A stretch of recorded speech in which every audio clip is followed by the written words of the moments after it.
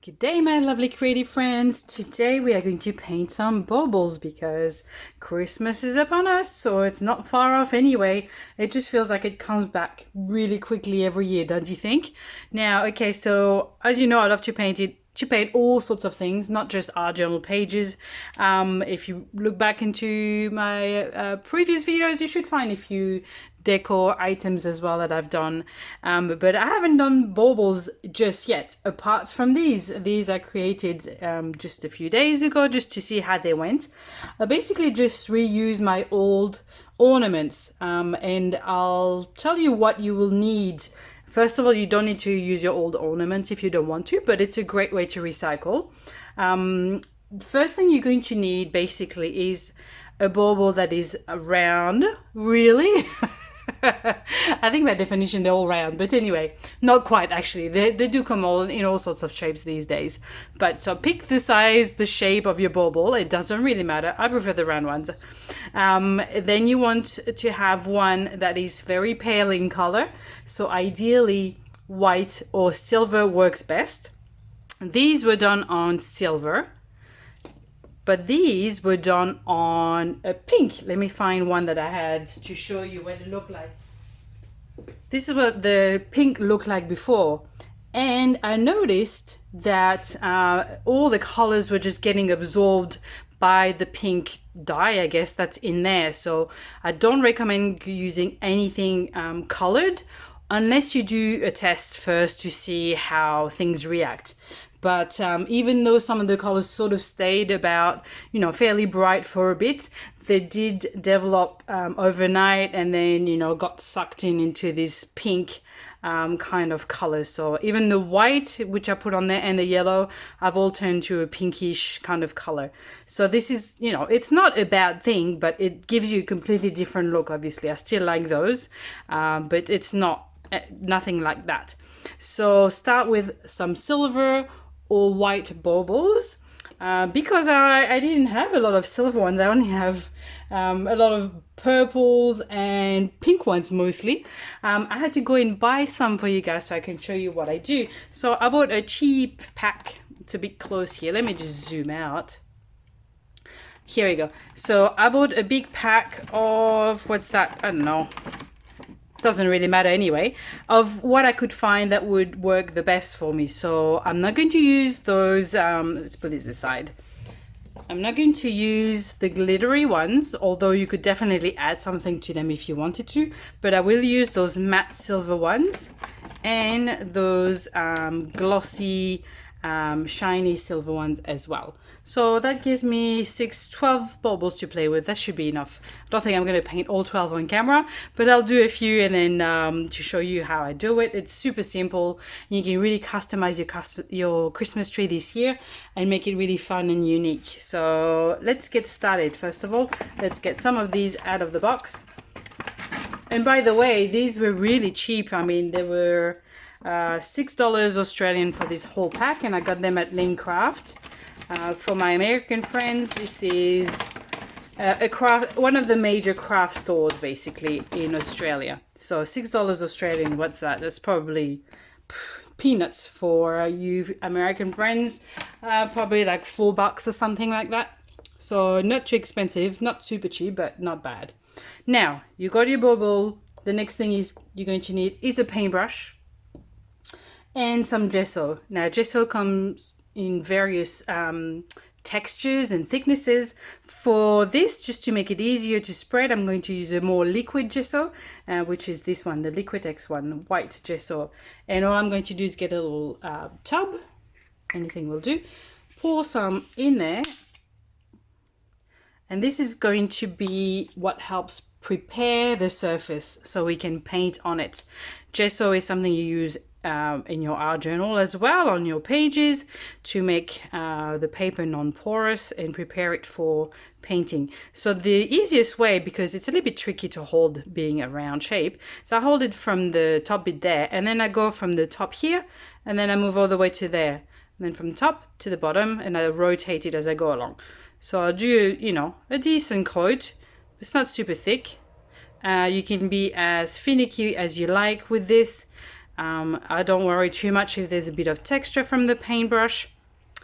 It's all good because this is going to be a hand painted item, so you know it's going to have some flaws. See, I already have to put my fingers in there because the cap was coming off. So yeah, it's definitely going to be hand painted and look like it. Now you just do it however you want. Usually the first coat is quite patchy because it's hard to get a super matte finish with the first one. But we'll do one coat, remove most of the bumps, but not too much. Don't worry about it. They'll disappear anyway when you paint over them. And then I'm going to get my heat gun and just dry this first layer quickly. Now I'm going to rotate my bauble and try not to burn my fingers. Like I said, doesn't matter if you've got some finger marks.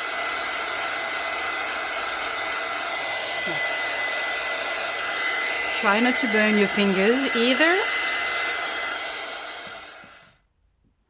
Now if you wanted to, you could make yourself a little stand. Even something like this little cup is easy to hold, but obviously when you're trying to dry it, it will leave some marks and possibly remove some of the gesso, as I just did here. Now it's up to you if you want to add a second coat, depending on how opaque your gesso was, your first layer anyway. I'm going to do a very thin one on top of this.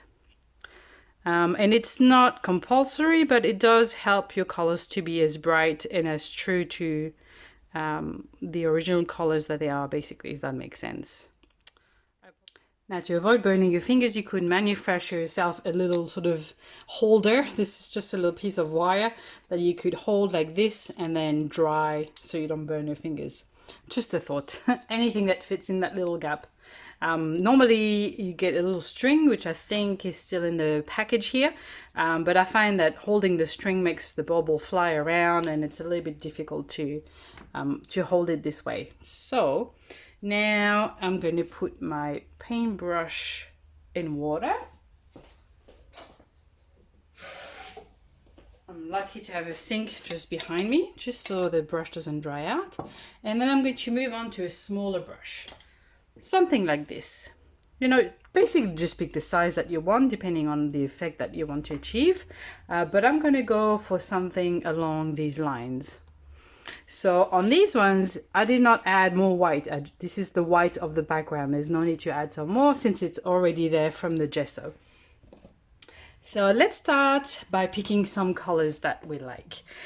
For me, I'm going to use some turquoise, always, you know, always.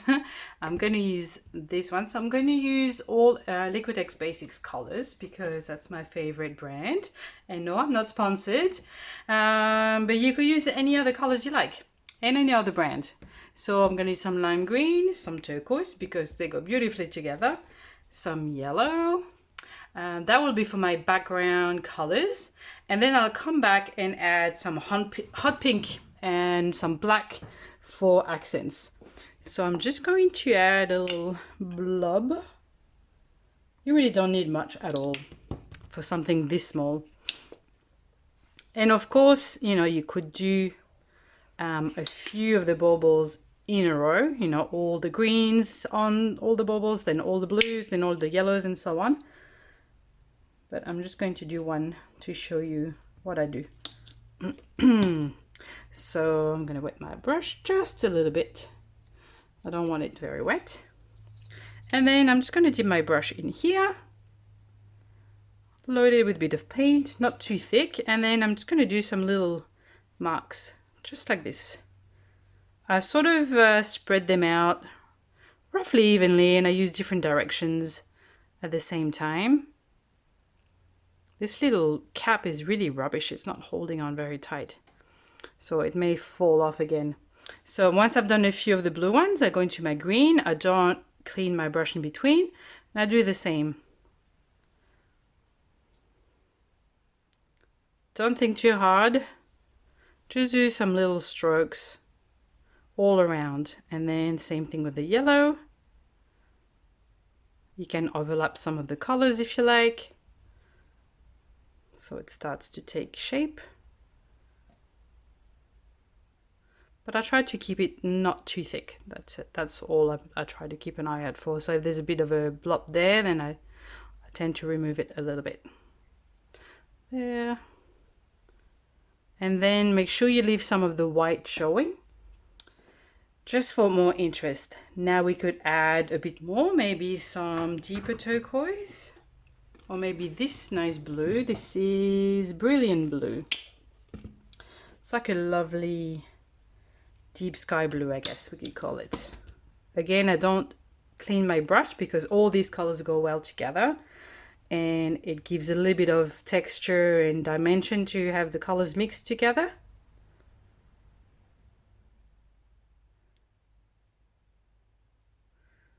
So this is all I do. Once you've done one, you can do quite a few reasonably quickly. So just sort of fill up my space mostly, but not completely. Okay, that's enough already, I think. Maybe one here. That's it. So I'm going to dry this off. Let's see if that little stand is going to help at all. Like this, and it's dried off.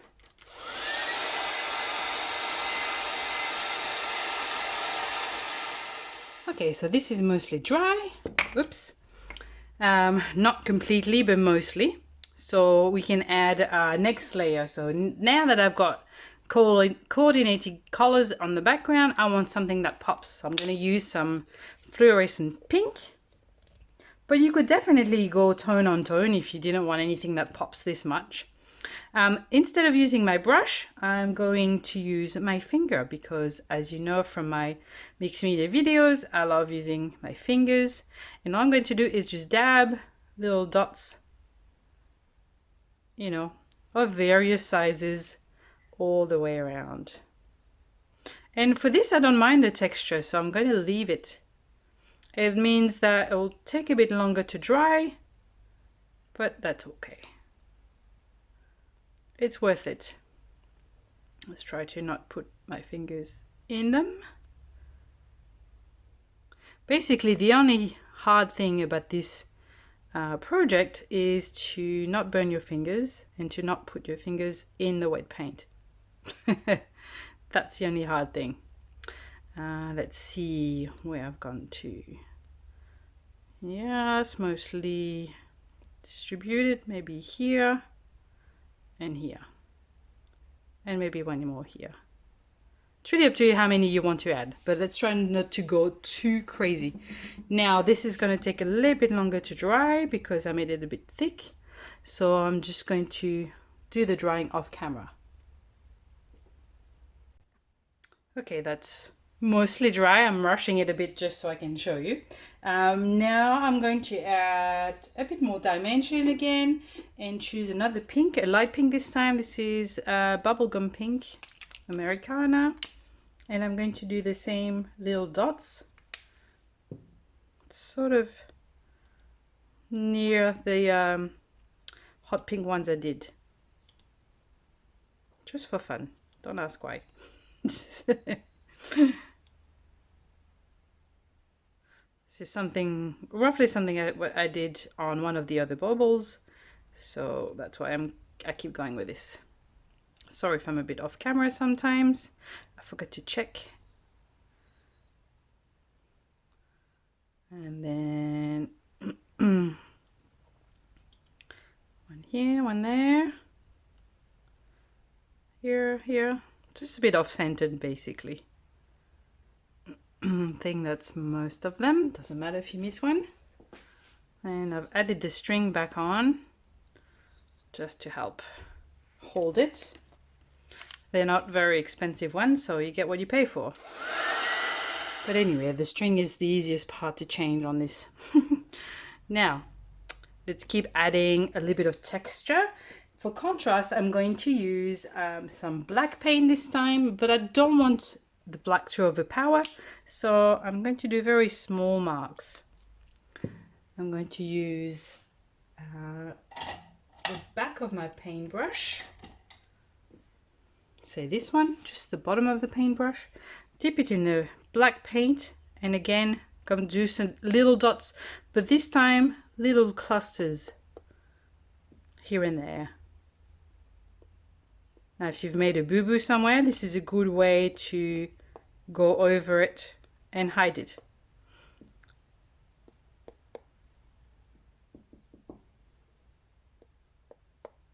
So slightly different size dots just for more interest.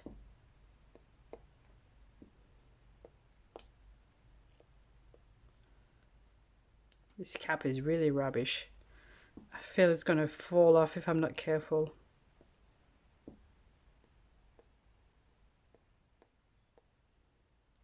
So I just, like I did with my brush strokes and then the finger dots, I try to kind of roughly spread them out evenly-ish. Okay, that's it. Again, we go back to drying. Okay, so once you've got your little bauble all nice and dry, and you do want to make sure that it's fully dry for the last step, we're going to add a little bit of shine and shimmering glitter, my favorite thing in the world. Now for this, I love to use Opal Dust by Jo Sonia's. It's just such a beautiful product. I've mentioned it before, but it's basically a beautiful holographic, I think you could call it, glitter in various sizes, from tiny dots to larger specks of glitter, suspended in a clear liquid. The liquid looks glossy when you put it on, but it dries completely clear and invisible, leaving only the glitter behind. So it's really awesome. I have a little bit of it in a smaller container, so when you haven't used it in a little while, the liquid will separate from the glitter in the bottle. So don't worry about this. This is completely normal because the glitter is just heavier. You just need to give it a good shake. Make sure that the particles of glitter shimmy themselves, I guess we can call it, into the liquid. As you can see, it's all back to normal. And then you could use a paintbrush if you wanted to. I'm just going to pour it straight onto my surface here. Isn't that gorgeous? And all you could do, just usually I just use my finger, put it on, or you could even dip it if you wanted to. Dip it and then spread it around. Depends how much you want. But it's even if you put a lot, it's still subtle, I guess. It's not going to be really garish or anything like that. It's just a beautiful, I don't know, cosmic glitter. Now the liquid is very liquid, so you don't want to make it, put it on too thick basically, otherwise it'll start dripping. And you can put a lot or a little, it's really up to you. I prefer to do this in thin layers because, as I mentioned, if you apply it too thick, then the liquid will kind of drip down if it's really too much. So as you can see, hopefully you can see that beautiful, beautiful glitter. Super pretty. Now I'm going to dry this off camera and I'll show you what it looks like when it's dry. Okay, this is what it looks like in my glittery hands. Isn't it super fun? And look at that beautiful cosmic glitter, opal dust. You can see the clear liquid's gone now, so the surface is still matte underneath. And now it's up to you if you want to varnish it with a matte varnish or a gloss varnish. I like mine shiny, so I use a gloss varnish to get a little bit of extra shine, and it makes the colors pop a little bit more as well, I find, with the gloss. So, you know, you can use a spray varnish, a liquid varnish that you can brush on, whatever you like. Okay, now let's do another one. I think for my next one, I'm going to glue the cap to the bauble because it's just been a pain and it kept coming off while I was trying to dry and paint. So I'm going to take precautions for the next one.